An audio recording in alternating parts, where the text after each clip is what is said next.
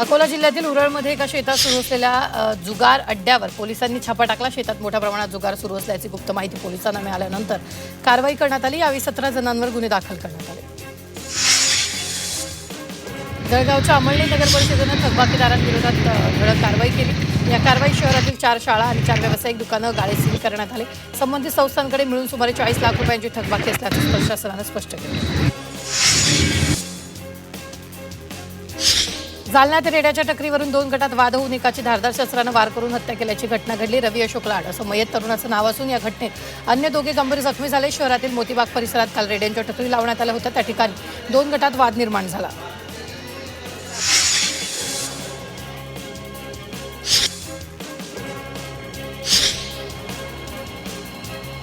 नाशिक म्हाडा भूखंड फसवणूक प्रकरणी संशयित आरोपी सोनू मनमानीला अटक केली। 8 दिवसाच्या पोलीस कोठडीनंतर आसाला पुन्हा न्यायालयासमोर हजर केले जाणार आहे। तसंच 45 जणांचा अटकपूर्व जामिनावरही सुनावणी होणार आहे। अकोला शहरात 2 संशयितांची चोरीची हालचाल लक्षात आल्यानंतर स्थानिकांनी त्यांना अडवण्याचा प्रयत्न केला। यावेळी त्यांनी नागरिकांवर चाकून हल्ला करण्याचा प्रयत्न केला आणि पळ काढला। मात्र संतप्त नागरिकांनी सिनेस्टाईल पाठलाग करत एका चोरट्याला पकडलेला आहे।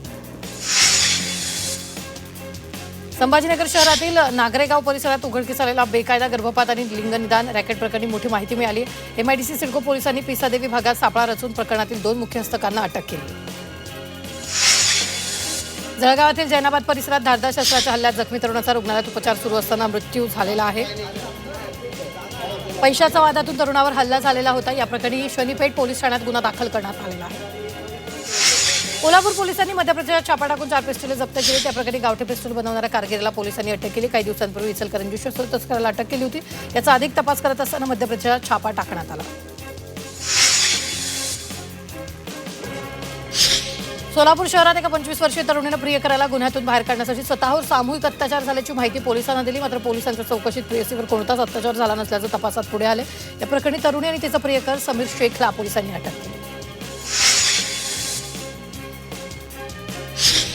वाशिम जिल्ह्यातील मानोरा शहरात कपड्यांच्या दुकानात चोरी झाली। अल्पवयीन मुलांना साडी दुकानांमधून एका महिलेची 44,000 रोकड असलेली बॅग लंपास केली। ही संपूर्ण घटना सीसीटीव्ही कॅमेऱ्यात चित्रित झाली। नागपूर जिल्हा परिषदेकडून अत्याधुनिक ज्ञानरथ सुरू करण्यात आले। ही विशेष बस म्हणजे चालते फिरते AI लॅब असून ग्रामीण भागातील विद्यार्थ्यांसाठी नव्या तंत्रज्ञानाची दारं खुली करतात। या ज्ञानरथामध्ये अत्याधुनिक संगणक, स्मार्ट स्क्रीन आणि AI आधारित शिक्षण साधनं बसवण्यात आली। ही लॅब आता विद्यार्थ्यांपर्यंत थेट त्यांच्या गावात पोहोचणार आहे।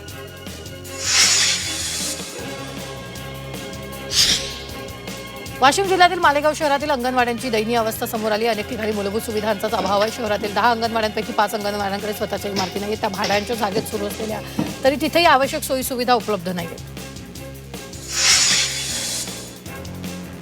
अहिल्यानगरमधील तारकेश्वर गडाचे महंत आदिनाथ शास्त्री महाराजांना यावेळी 7 दिवसांच्या उपचारानंतर रुग्णालयातून डिस्चार्ज देण्यात आलेला आहे। त्यांनी 7 दिवसांपूर्वी स्वतःला जखमी करून घेतलेलं होतं।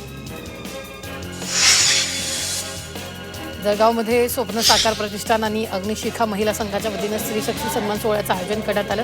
यावेळी व्यसनमुक्ती महिलांचा कर्करोगावरील उपायांवर मार्गदर्शन करण्यात आलं। तसंच विविध क्षेत्रात उल्लेखनीय कामगिरी करणाऱ्या 300 महिलांचा सन्मान करण्यात आला।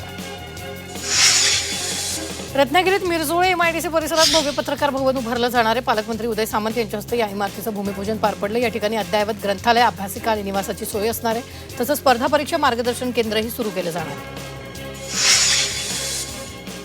अकोल्याची वारखेड गावाच्या परिसरात मागील 15 दिवसापासून वाघाचं वास्तव असलेली चर्चा सुरू आहे। या संदर्भात वन विभागानेही वाघाच्या हालचालींची पुष्टी केल्यानं नागरिकांमध्ये भीतीचं वातावरण आहे। ग्रामस्थांच्या माहितीनुसार वाघानं जनावरांना फस्त केल्याचंही सांगितलं जातं। रत्नागिरीत विहिरीत पडलेल्या ब्लॅक पॅन्थरला वन विभागानं अखेर 34 तासानं बाहेर काढले। विहिरीच्या पाण्यात मृत्यूशी झुंज देणारा हा ब्लॅक पॅन्थर सुखरूप असून त्याला नैसर्गिक अधिवासात सोडण्यात आलं। रत्नागिरी जिल्ह्यात मत्स्य दुष्काळ जाहीर करण्याची मागणी मच्छीमार खलाशी आणि कामगार कल्याणकारी संघटनेने केली। या वर्षीच्या हंगामात मासळी उत्पन्न कमी आहे, त्यामुळे मच्छीमार कुटुंबावर आर्थिक संकट आले। त्यामुळे मत्स्य दुष्काळ जाहीर करून आर्थिक मदत करण्याची मागणी केली।